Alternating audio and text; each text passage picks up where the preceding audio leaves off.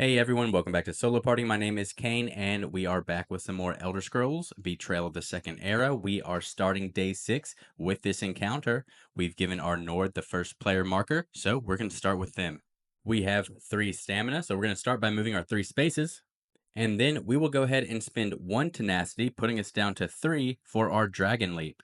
We're not going to spend any extra tenacity. We just need the 1 space to get ourselves 1 further next to this bear. But that will also let everyone else move up 1 space as well.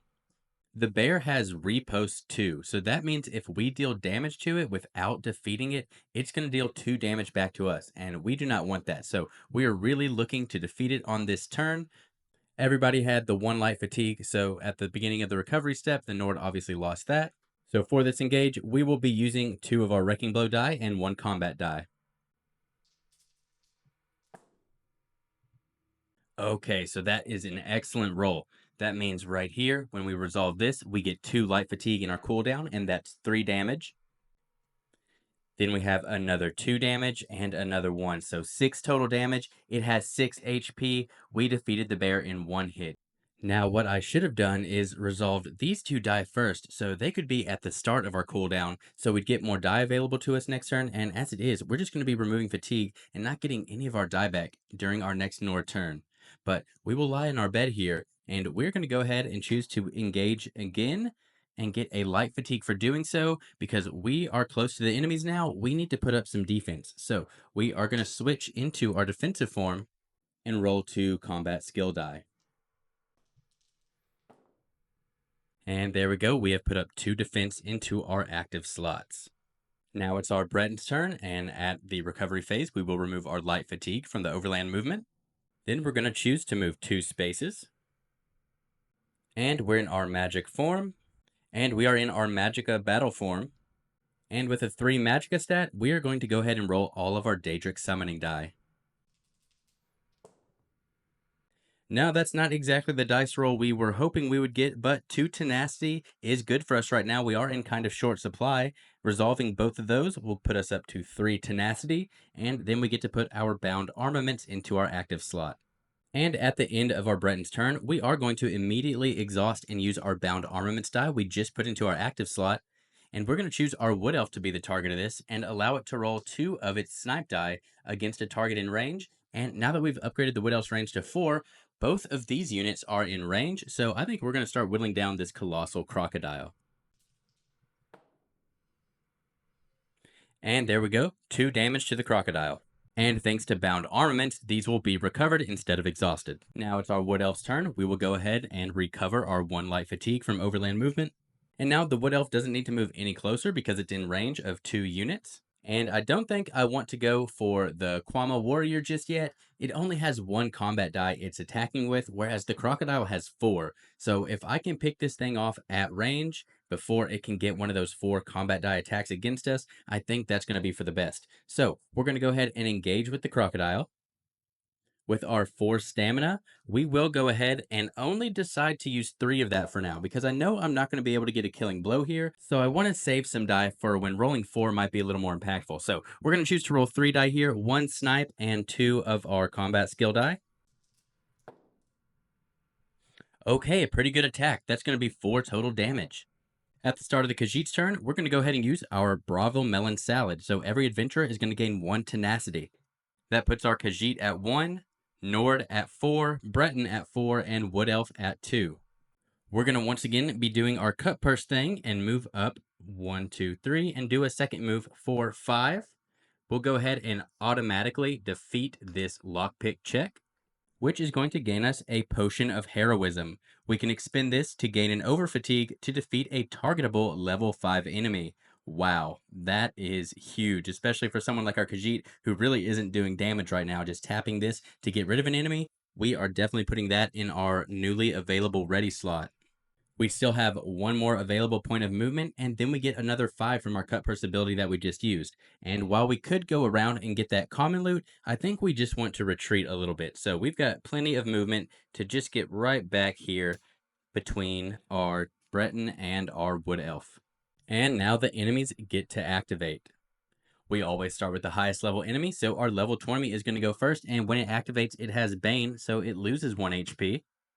And it's trying to target either the Breton or the Wood Elf. So it's going to move 2 spaces in that direction. And that's going to be everything it does. Now each other enemy is level 5, so we can choose the order they activate. The Crocodile is going to be simple. It cannot get to its targets, so it is just going to be moving 2 spaces. Okay, a slight adjustment. I'm just now seeing the Nord is actually closer, so this level 20 unit is actually going to try to go this way up for the Nord. And now the order we activate these two units is important. We want the Skeever to go first because the Quama Warrior has the Disrupt skill, meaning that we're going to have to lose one of our die in our active slots before we resolve its damage. So if we want to get use out of both of these die, we want to let the Skeever go first. And it'll attack us with 2 enemy combat die. And there you go, 2 total damage. We've got 2 defense in our active slot, so we'll go ahead and exhaust both of those to prevent that damage. And now the Quama Warrior will activate, and it will move 1 towards our Nord, and it only gets 1 die to roll. And just 1 damage off of our Nord. So that is going to be the end of round 1. We'll go to round 2. Now, at the start of my Nord's turn, I need to recover 2 die, but I did forget last round. We have Dragon Blood as our enduring skill. We had 3 tenacity last round, and we defeated that bear. So we should have been able to remove these 2 light fatigue after defeating the bear. So now that we're at our recovery step, we can recover these 2 two-handed die. And to start off with our Nord, I think we want to engage against the Skeever.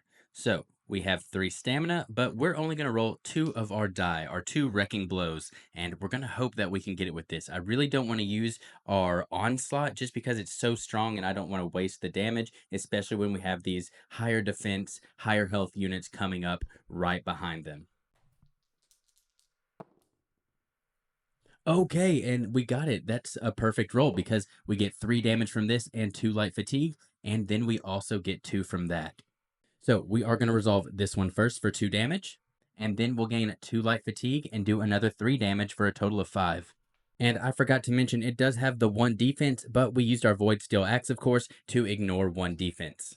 So you can see the Skeever also has Rot, and that means when it's defeated, the unit attacking it would gain an over fatigue. But thanks to our Dragon's Blood, after any adventurer defeats an enemy, we can either remove 2 life fatigue or 1 over fatigue. So we're just going to go ahead and cancel that out. We resolve the Rot first, then we resolve our Dragon Blood, which lets us remove it. And then because that level 20 pack is getting too close for comfort, we will go ahead and take a move action and step back 1 space. Sorry, I guess we need to step back 2 spaces here.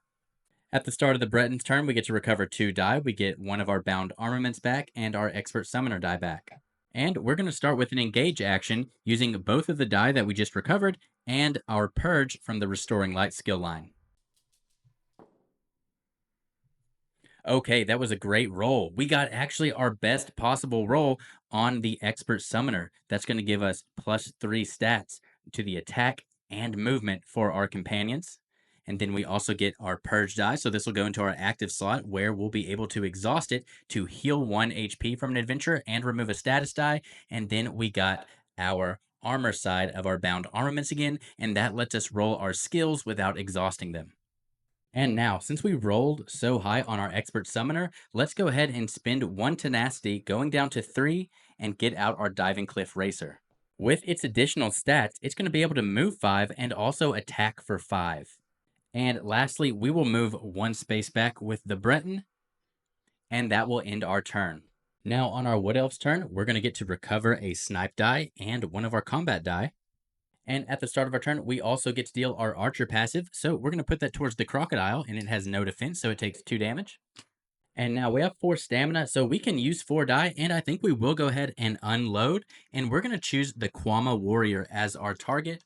And if we roll on the Acid Spray, this one does let us target up to 3 units in range, and both the Crocodile and the Quama Warrior would be in range for the Acid Spray.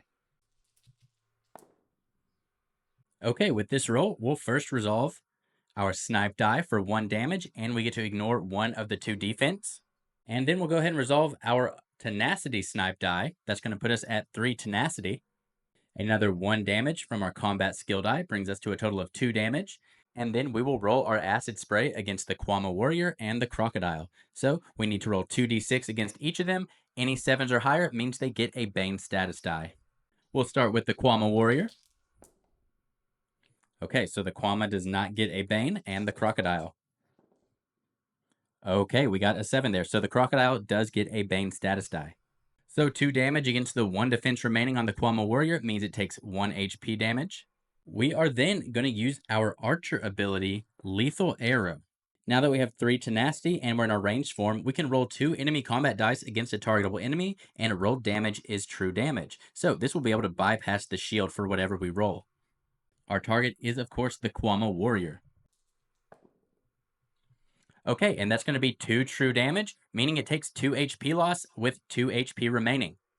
And then finally, our Wood Elf will go ahead and expend our Fracturing Poison here, so we can deal 1 targetable enemy true damage equal to its defense stat. The Kwama Warrior's defense stat is 2, so we expend this and deal the remaining 2 damage, defeating it.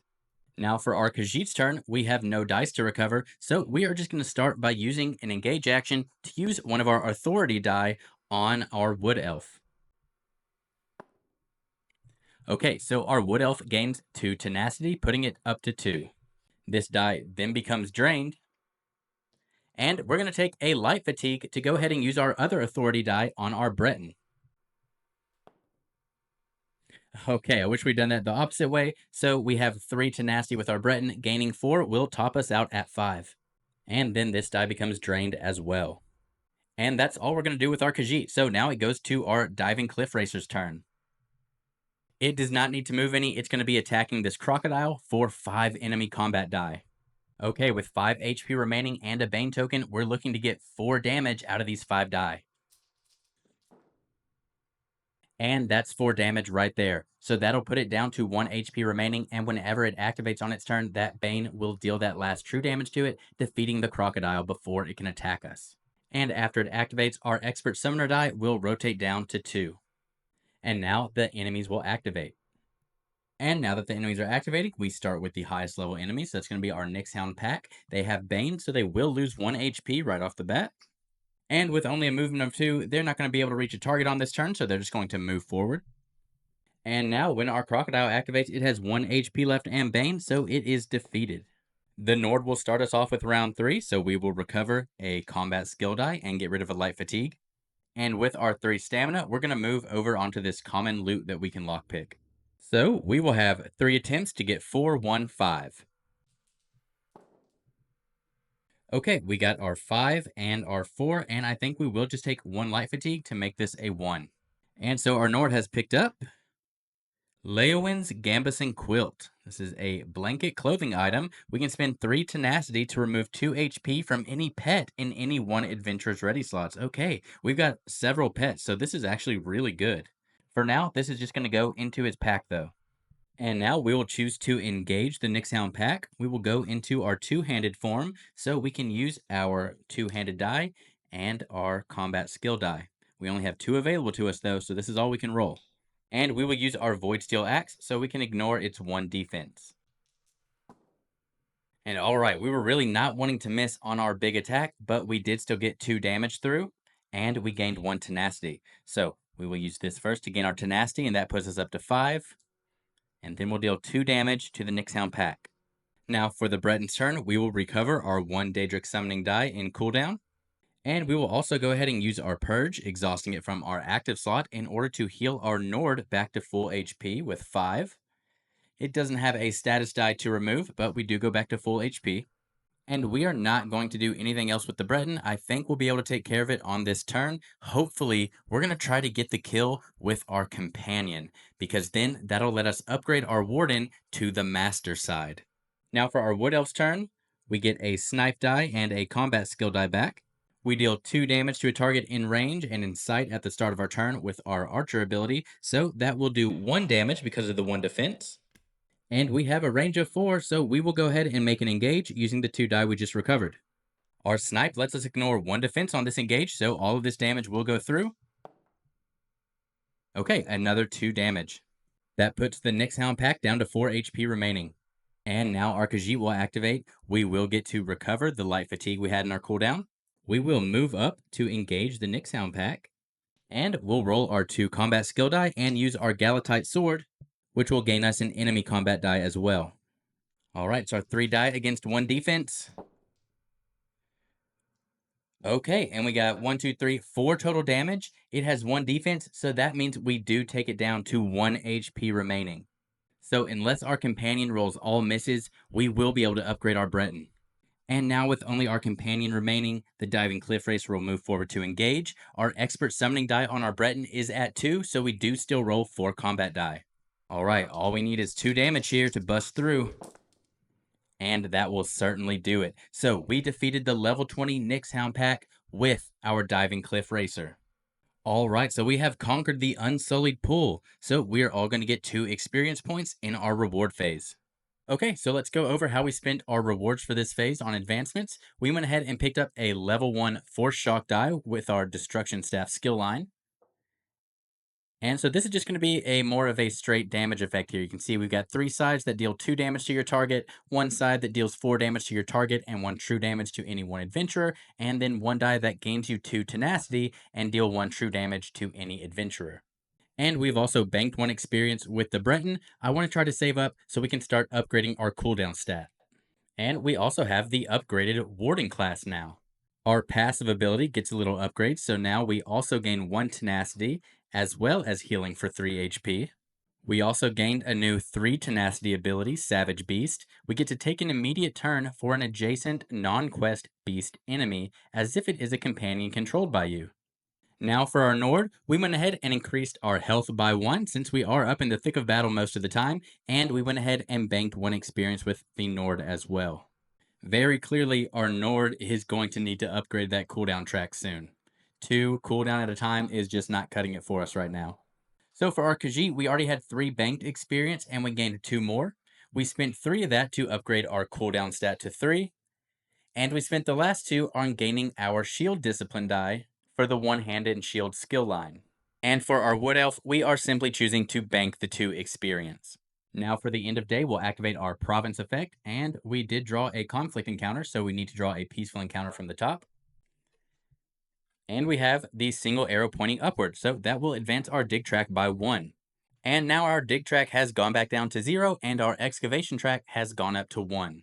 And now for our adventurer's rest step, all of our adventurers have gone back up to their max HP for anyone who had taken damage, and we've all got to remove 1 die from anywhere on our cooldown tracks. During this step, I'm also going to be trading the Leowin's Gambus and Quilt and give that to our Wood Elf who has 2 pets, so we'll be more likely to be able to use this and need it. And we are now starting day 7, and our party experience has gone up to 8. And now I think it's time that we hit up our first dig site. The special rules for this delve tell us that at the start of the encounter, we set the round counter to the same value as the current dig track to a minimum of 1. So since our dig track is on 0, we do start at round 1 for this delve. And then after the first sky shard is revealed, we will get into that as we start to explore the delve. No additional delve tiles can be explored or revealed. So normally you are delving until you can reach 3 sky shards, but these are not standard delves. This encounter is successful at the end of a round in which at least 1 sky shard has been gained and all enemies are defeated. So we gain sky shards by stepping into the tiles that are sky shard locations, and then we will gain that sky shard. And then once we have also defeated all enemies after that point, because remember, after we reveal a sky shard, we can no longer reveal more tiles, then we will have completed the delve. If the encounter is successful, we gain 1 experience during the day's reward phase and draw common items equal to the current value of the dig track, distributing them among adventurers. And currently our dig track is at 0, so we actually don't get to gain anything from that. But because we have the Outer Watch Sight Unseen quest, instead of resetting the dig track to 0 as usual, we can leave its progress as is and instead draw the top legendary item and place it face down in our artifact stack. So since our dig track is at 0, we have no reason to want to reset that. We are definitely going to be getting an artifact from disrupting this dig. So for a delve encounter, you're only going to start with your starting tile and then your adventurers deployed. And now this cave symbol here is going to be important for the new explore action that we're going to be doing during the delves. An explore action is how we're going to be able to reveal new tiles in the delve to progress getting those sky shards. So whenever you activate a adventurer that is on a tile that has that cave symbol, you can freely explore a tile, and you do that by drawing the top card of the delve deck and then following its instructions. So let's just go ahead and jump into it. We are going to be starting with our Nord. Our Nord is on this tile, which does have the cave symbol shared between these two front pieces, so it will get to take an explore action for free. And our first reveal is the Dungeon Cache. And so that symbol to the left of the title is the Sky Shard symbol. So we will not be able to explore any more tiles after this one. And we have a couple of these 7 hex tiles laying face down, and we're going to take one at random to start the setup. The first tile you explore from the starting tile must only have one of its cave symbols adjacent to both of the starting cave symbols on the 2 front tiles. Its when revealed effect happens, and the Nord will gain 5 tenacity. The Nord was at 4, so we just gained the 1 going up to 5. That would technically occur before we placed the tile, but I wanted to go ahead and have that down just so you could see. Next, we'll place caches, and our card does show a common cache symbol, so we will place a common cache onto the matching symbol. And that does cover up one of the spots that an enemy could spawn. And finally, we will deploy enemies. So we have a party size of 4, so we will be looking at this bottom line here. We start from left to right, and we base this on our enemy pool. We always want to place the highest possible level enemy that we can based on our enemy pool. So we have 8 party experience, a party of 4, that means 32 for our enemy pool. So 20 can definitely come out of 32, so we will be placing one level 20 enemy. When you start to deploy enemies, you will start by deploying them at the farthest possible space from the hex that was explored. Next, we look, and it also wants us to place a 10. We still have 12 points remaining, so we can place a level 10 enemy. And then you continue to deploy enemies from the next farthest hex away from the one that was explored. If there ever would be a tie, you get to choose what order you deploy in. And now we only have one more enemy. It's wanting us to deploy a level 5, but we only have 2 points remaining in our enemy pool, so instead we will summon a level 1 enemy. And so now with every enemy deployed, we can go ahead and continue with our Nord turn. With our recovery step, we will recover 2 of our combat skill die. So now taking a look at things, we want to take out this level 20 enemy before it gets a turn to activate. It has Arcane, which means that its damage is true damage. It also has Siphon, which means that at the end of its turn, it's going to remove 1 HP from each non-quest unit within range. And its range is 5, so that's going to be all of our units. And then all of that removed HP is going to go underneath that enemy. So it's going to gain a huge HP bonus if we let it get to its turn. And not only that, it also has necromancy. So it's also going to be resummoning dead enemies back into the battle. So we want to try to take this thing out first. So we have 3 stamina. We can move 3 spaces. We're going to take 1 step into this tile. And now, since this is the Sky Shard tile, we have now gained that Sky Shard. So we can keep this to the side. We'll just leave it here. But we know that we have 1 Sky Shard. And now we can activate its text here. So whenever we would gain 1 or more Sky Shards and enter this tile, we make a lockpick check on the top card of the common item deck. If it's unsuccessful, we'll distribute 4 true damage among adventurers and place ourselves in any unoccupied hex on the entrance tile, if possible. And then regardless of success, we just cycle the lockpick card to the bottom of the common loot deck. So it's basically going to be a trap check to see if this negative effect happens, but if not, then we will just cycle it to the back. Okay, so we've got 3 opportunities to get a 4, 3, and a 5. So there we go. We've got our 4. We'll go ahead and try for 2 more here. Okay, we got our 5, and I think with just 1 away, we'll call it at 3, and we will take a light fatigue to tick that down and succeed. So this will then get cycled to the bottom of the common item deck. We will then continue our movement, and now we'll have an actual lockpick check over a common loot. And for this, we have 3 opportunities for a 3, 5, 5.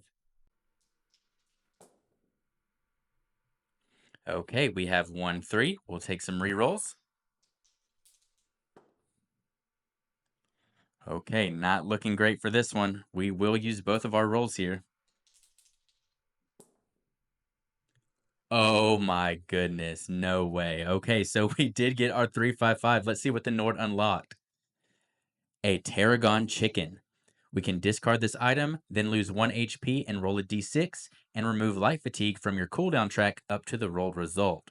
And now, actually, that's going to be really good for our Nord right now. We have 3 light fatigue in our cooldown slot, and we have our ready items full. So we're going to go ahead and just immediately consume this.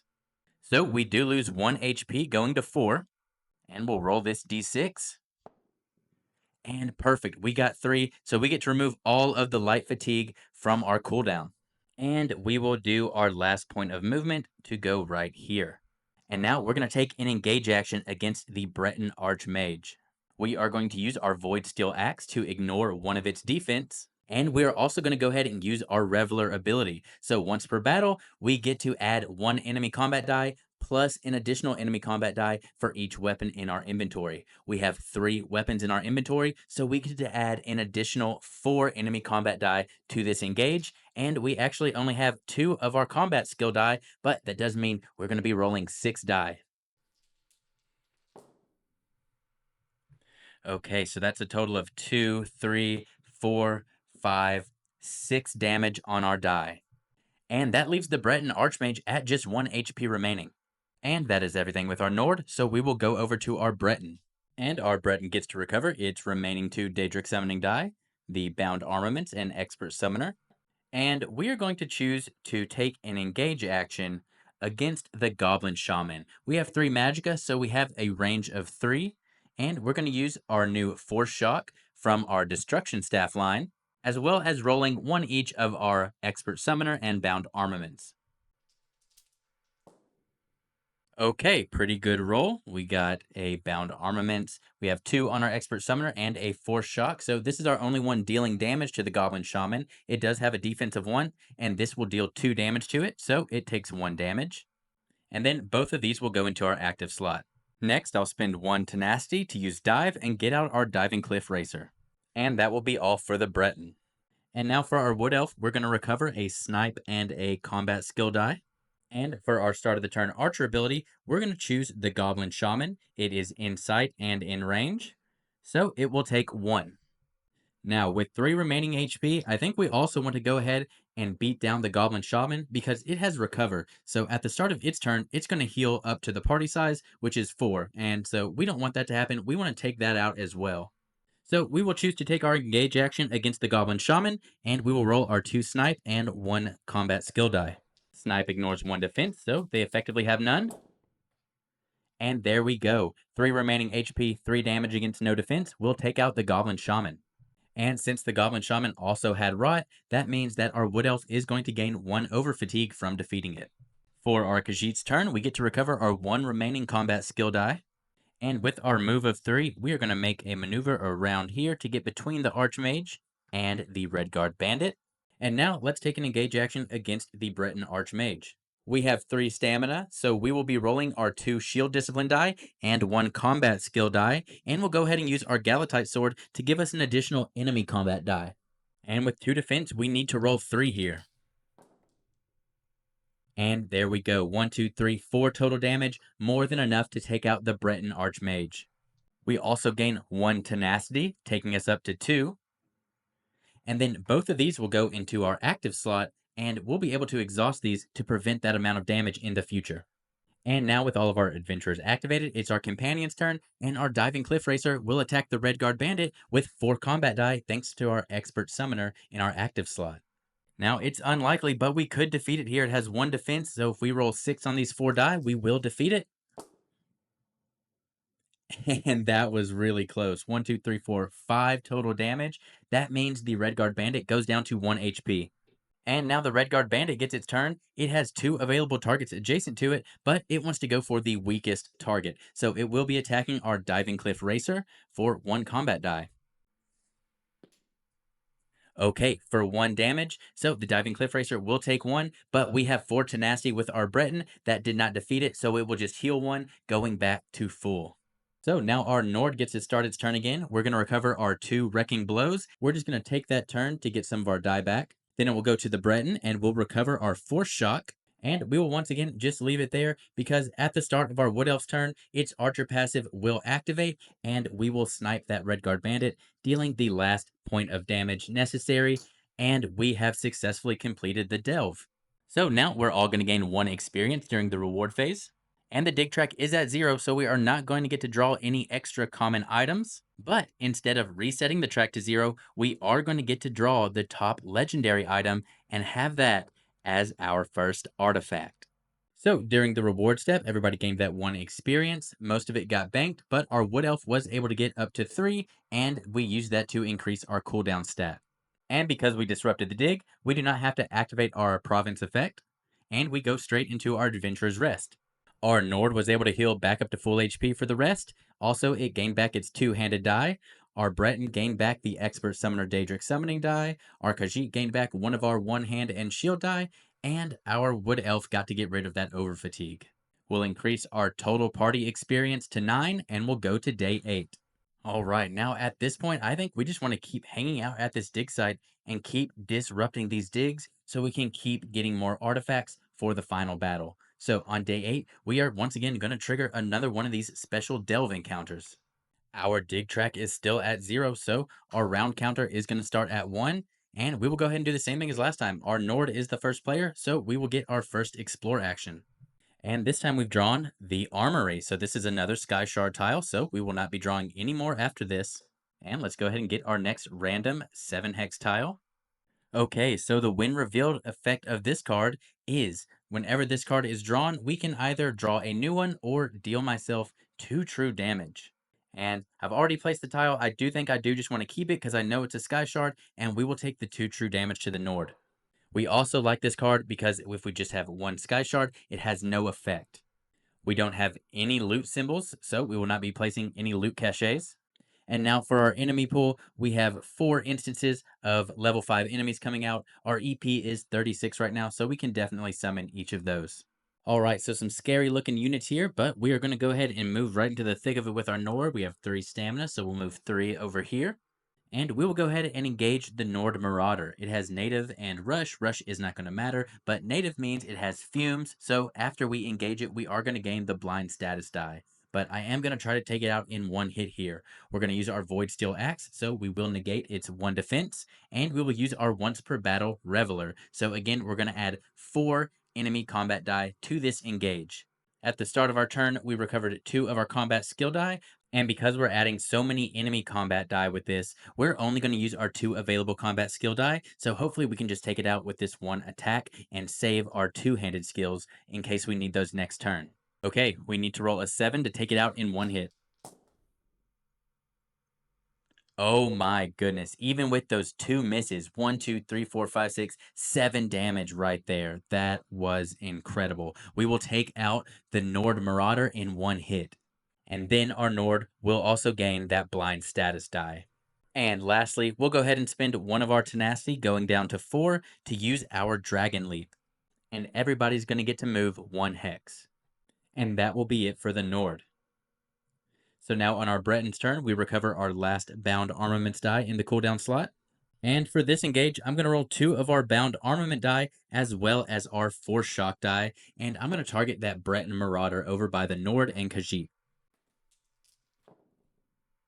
So we did get a 2 damage attack off against the Breton Marauder. It has 1 defense, so it takes 1 HP damage. And then we got 2 instances of our sword bound armaments, and we'll get to put those in our active slot. And that will be it for our Breton. So now we'll go over to our Wood Elf's turn, and at the start of its turn, its Archer ability will trigger, and we'll go ahead and do our 2 damage to the Breton Marauder. 1 defense means it takes 1 more HP. Then for our recover step, we are at recovery 3, so we get both of our snipe die back as well as our combat skill die. We will then choose to engage the Breton Marauder and roll both of our snipe and our combat skill die. Rolling the snipe means we get to ignore its 1 defense, so we're looking to deal 4 damage here. And there we go, 4 damage. That will defeat the Breton Marauder. For our Khajiit's turn, we will get to recover our single 1-hand and shield die in the cooldown. And now we're going to go ahead and expend our Potion of Heroism here to gain an over fatigue, and we're going to defeat the Skeleton Mage. Then we will go ahead and move.